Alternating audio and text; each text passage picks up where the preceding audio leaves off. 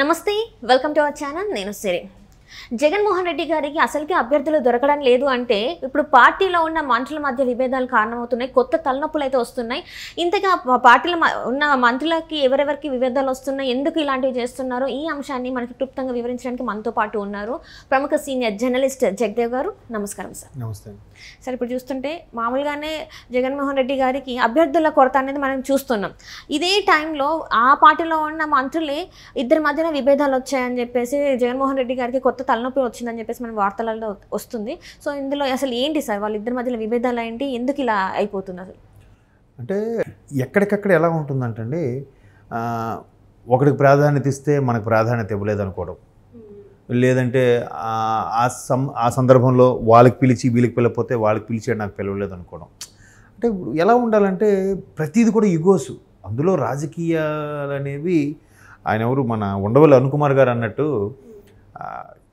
Certain rules regulations దానికి నియమాలు నిబంధనలు ఈ గేమ్ ఇలాగే ఆడాలి అనే ఎటువంటి నియమ నిబంధనలు లేని ఏకైక గేము పాలిటిక్స్ రాజకీయాల్లో ఏ గేమైనా ఆడొచ్చు ఎవడు ఎలాగైనా ఆడొచ్చు లేదు బ్యాటింగ్ ఇలాగే చెయ్యాలి 6 ఇలాగే కొట్టాలి రన్నింగ్ ఇలాగే తీయాలని ఒక రూల్ ఉంటుంది క్రికెట్కి గోల్ ఇలాగే చేయాలని ఉంటుంది ఫుట్బాల్కి ఓకే నెట్ పై నుంచే షటిల్ని కొట్టాలి అని ఉంటుంది షటిల్ బ్యాట్కి సో దీనికి ఏ నిబంధనలు లేవు ఎవడు ఎప్పుడు ఎటైనా మారచ్చు ఎటైనా యూటర్న్ తీసుకోవచ్చు వాడి ప్రయోజనాల కోసం వాడి పదవి కోసం ఎవడు ఏదైనా చేయొచ్చు ఆయన బాగా చెప్పాడు ఆ స్టేట్మెంట్ నాకు బాగా నచ్చింది కరెక్టే కదా ఇప్పుడు అక్కడ అమలాపురంలో మాజీ మంత్రి చిట్టిబాబు గారి విగ్రహ ఆవిష్కరణకి అటు అమలాపురం ఎంపీ చింతా అనురాధ గారు వచ్చారు ఈయన మంత్రి విశ్వరూప్ గారు కూడా వచ్చారు ఈయన మంత్రి ఆవిడ లోక్సభ మెంబరు ఇద్దరూ ఒకే పార్టీకి చెందిన వాళ్ళే ప్రాధాన్యతలు తేడాలు వచ్చేస్తాయిగా ఇప్పుడు ఇంకా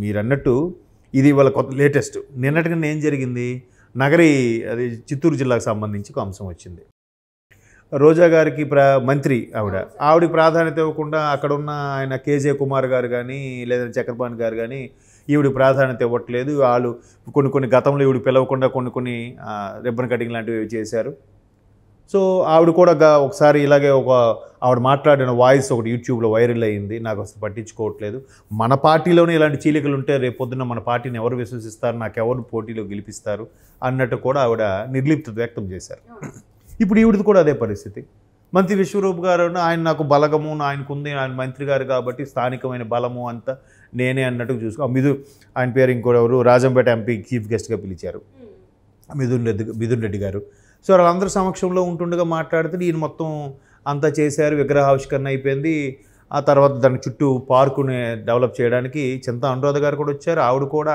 ఆయన నిధుల్లోంచి ఎంతో కొంత 5 lakhs శాంక్షన్ చేశారు అన్నీ అనుకున్నారు ఇప్పుడు వేదిక మీద ఉన్నప్పుడు అందరికీ మాట్లాడడానికి ఛాన్స్ ఇవ్వాలి అధ్యక్షత అనేది ఒకరు వహిస్తారు ఆ అధ్యక్షత వహించినప్పుడు నెక్స్ట్ మన ఎంపీ గారు మాట్లాడతారు అన్నట్టు 2 ముక్కలు మాట్లాడేస్తే అయిపోయింది కదా కావాలని పట్టి చేశారన్నట్టుగా కనిపిస్తోంది అక్కడ అంటే మైక్ ఇవ్వలేదు మాట్లాడడానికి అంటే తను విరాళాలు ఇచ్చినా కూడా తను ఎందుకంత ఆమెకి ఆదరణ రాలేదు అని చెప్పేసి తను బాధపడడం జరిగింది వర్గపోరు దట్ ఈస్ నథింగ్ బట్ వర్గపోరు అంతే అంటే ఇప్పుడు అండ్ మీరు లోక్సభ అయితే ఎవరికి ఎక్కువ నేను ఇక్కడ మంత్రిని నేను స్థానికంగా ఉంటాను నా బలం ఎక్కువ అనే ధోరణి ఉంటుంది జనరల్గా మీరు అబ్జర్వ్ చేయండి స్థానికంగా ఉండే ప్రజలకు కూడా ఎంపీ అంటే ఎక్కువగా తెలియదు ఎందుకు ఆయన ఒక దగ్గర 7 నియోజకవర్గాలకి ఒక ఎంపీ 7 అసెంబ్లీ నియోజకవర్గాలకి బట్ ఆయన ఎప్పుడో ఎన్నికల టైంలో వస్తారు ఆయన రాష్ట్ర ప్రయోజనాల కోసం కేంద్ర ప్రభుత్వం దగ్గర వాళ్ళతో ఫైట్ చేసో లేదో చేసి వాళ్ళు నిధులు తెప్పించడం ఏదో చేస్తారు ఎంపీ అనేవాడు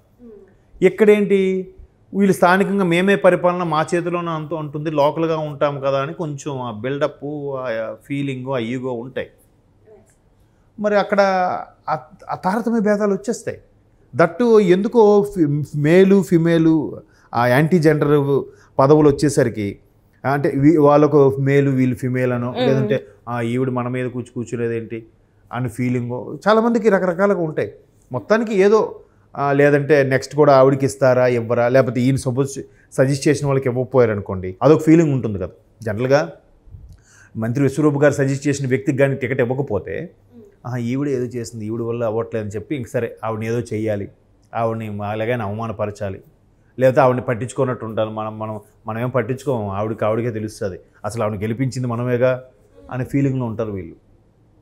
ఇప్పుడు లేదా ఆవిడ ఏమైనా సిఫారసు చేస్తే ఈయన తప్పించుకుంటున్నాడని ఈయన ఇలా చేస్తున్నాడు కదా అని చెప్పి ఆవిడే మనసులో ఉన్నది తెలియదు. ఇప్పుడు రాజకీయాలంటేనే వర్గపోరు సహజం అమ్మ.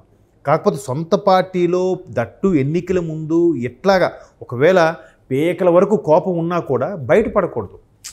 బయటపడకుండా అమ్మగారు నమస్తే నమస్తే. ఇప్పుడు మొన్న కేసీఆర్ గారి విషయం తీసుకోండి. ముఖ్యమంత్రిగా ఉన్నారు 2 పర్యాయాలు.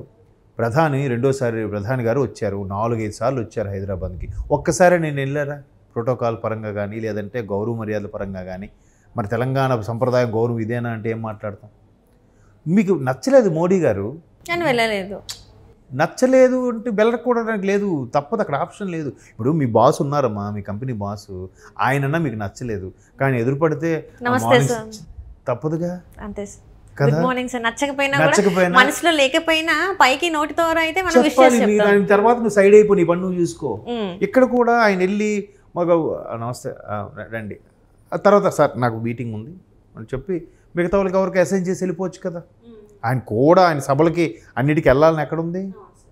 ఆయన ఎంతగా ఎలాగా మంది మార్పులు ఉంటుందో, ఆయన పార్టీ వాళ్ళు వీళ్ళు ఉంటారు, అంతా అవుతుంది. సో అలా చేయాలి. అలా చేశారా కేసీఆర్ గారు? లాస్ట్ టైం చేయలేదు. సో ఇక్కడ కూడా ఈ చింతామో అనురాధ గారు కానీ లేదంటే ఆయన విశ్వరూప్ గారు కానీ అమ్మ నమస్కారం అమ్మా బాగున్నారా అయిపోయింది, అమ్మగారు మాట్లాడతారు ఏమంటారు? లోపల మాత్రం మాట్లాడతారు అని అనుకో, నీ ఇష్టం. కానీ బయటికి మాత్రం బాగున్నారా, అంత బాగుందా, ఎలా నడుస్తున్నా ఏంటి అంటే మీరు అనేది ఏంటంటే ప్లాస్టిక్ నవ్వులైనా నవ్వుతే అయిపోద్ది కదా, నవ్వాలి. అదే రాజకీయం.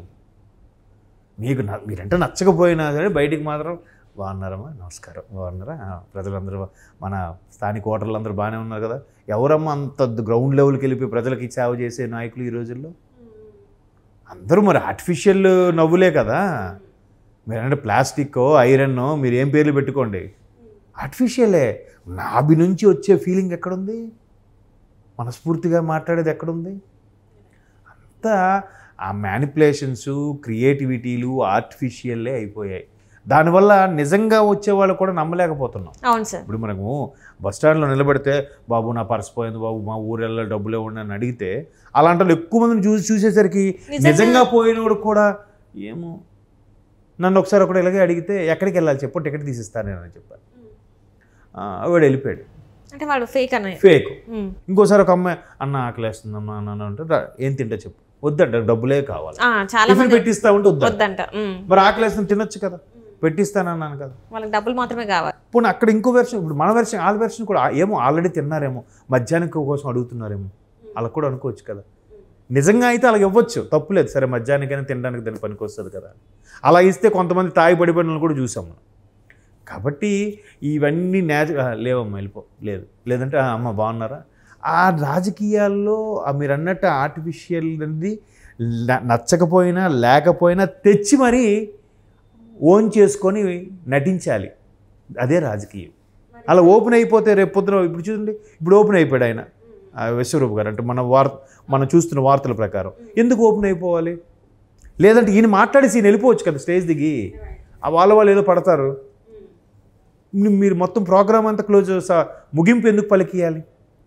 పైగా మహిళ, మీరు ఒక ఎంపీ స్థానంలో ఉన్న మహిళకే మీరు ప్రాధాన్యత ఇవ్వకపోతే పార్టీలో కార్యకర్తలకు ఏమిస్తారు, ఇంక ఓటర్లకు ఏమిస్తారని ఇంకెలా తీసుకుంటారు కదా ప్రతిపక్ష వాళ్ళు.